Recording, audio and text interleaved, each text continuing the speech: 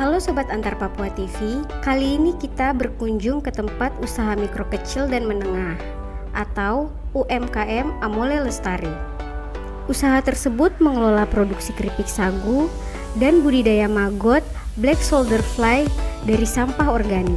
Letaknya ada di SP7 Kota Timika. Usaha tersebut milik pasangan suami istri Pak Samsul Bahri dan Ibu Sri Lestari. Perlu Sobat Antar Papua TV ketahui bahwa dari tanah Papua yang kaya akan potensi alam, lahirlah inovasi sederhana namun berdampak besar. Contohnya saja keripik sagu yang renyah, hingga maggot black soldier fly yang bermanfaat. Berawal dari ampas sagu yang dimanfaatkan sang suami untuk memberi makan mentok atau sejenis unggas air yang dikenal juga sebagai entok atau itik Manila, lahirlah keripik sagu. Sagu merupakan tepung yang diekstrak dari batang pohon sagu atau Macropsilon sagu. Sagu juga menjadi makanan pokok bagi masyarakat Papua dan beberapa wilayah di Indonesia Timur lainnya. Oleh karena itu, agar sagunya tidak terbuang percuma, Ibu Sri pun berinisiatif mengelolanya menjadi keripik sagu. Dalam proses pembuatan keripik sagu ini, perbandingan bahan harus tepat dan sesuai dengan waktu yang telah ditentukan. Jika tidak sesuai takaran, maka proses fermentasi hasilnya tidak akan maksimal dan keripik beresiko gagal.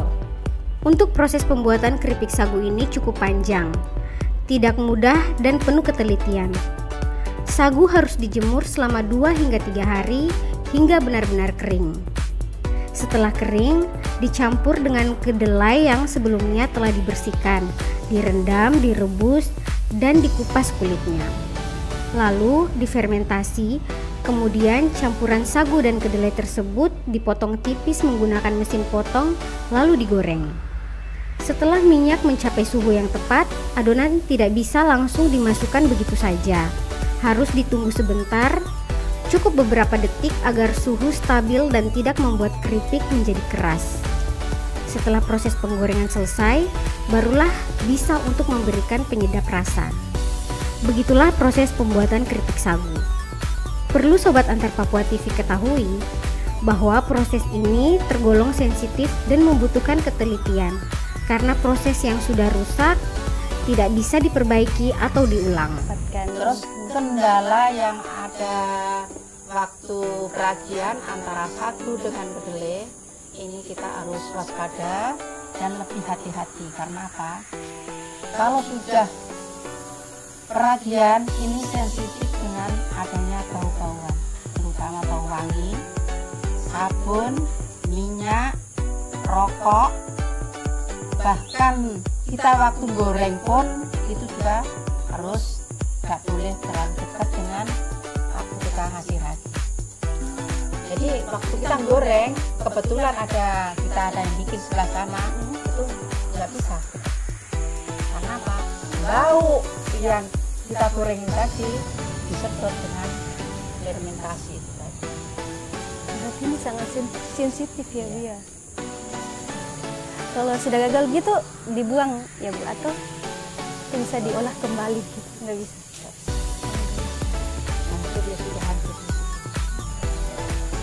Nah, Sobat Antar Papua TV, siapa sangka bahwa sagu tersebut bisa dijadikan keripik? Menarik bukan?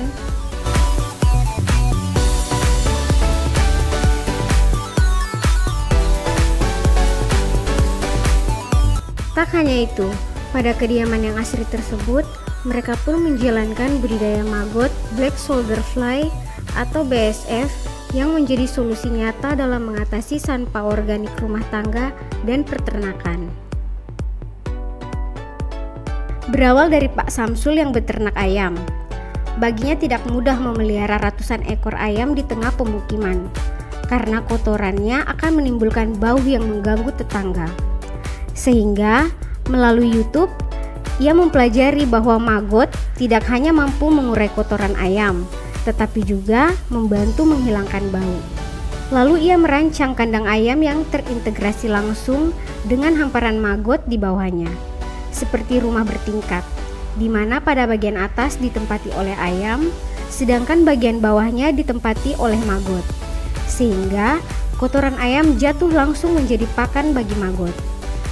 Dengan sistem ini, bau menyengat dari kotoran ayam yang biasanya menimbulkan gangguan kini hilang sama sekali. Berkat inovasi ini, Pak Samsul bisa beternak ayam tanpa harus membangun kandang jauh dari pemukiman. Menariknya, jenis maggot yang digunakan berasal dari lalat BSF atau Black Soldier Fly, bukan lalat hijau, sehingga lebih aman dan tidak menyebarkan penyakit.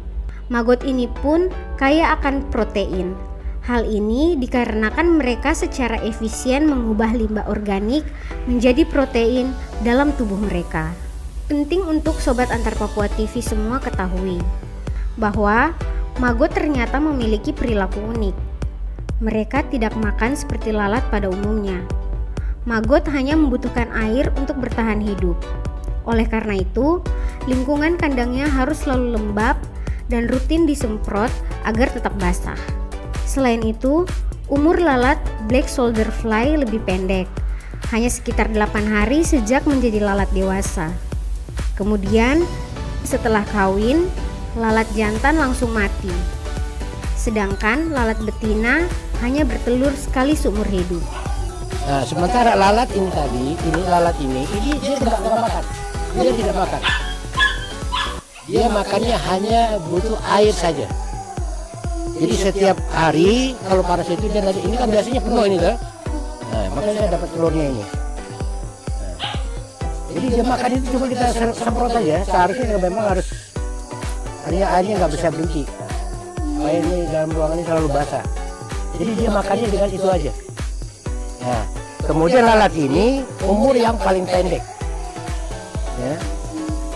Lebih panjang umurnya lalat hijau daripada lalat ini.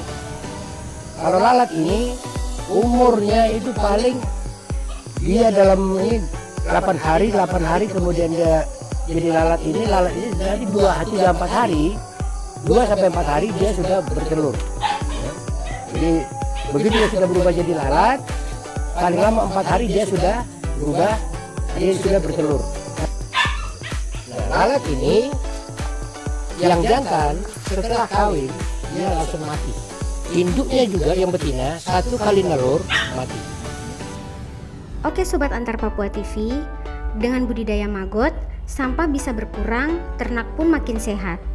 Dan yang terpenting adalah kita bisa memelihara ternak walau di tengah pemukiman.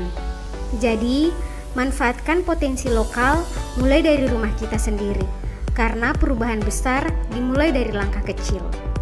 Nah, Sobat Antar Papua TV, terima kasih sudah menonton. Jika ada pertanyaan dan saran, dapat meninggalkan jejak pada kolom komentar di video ini ya. Oh ya, jangan lupa untuk like dan subscribe YouTube channel Antar Papua TV. Bye-bye, sampai jumpa di Pesona Papua berikutnya.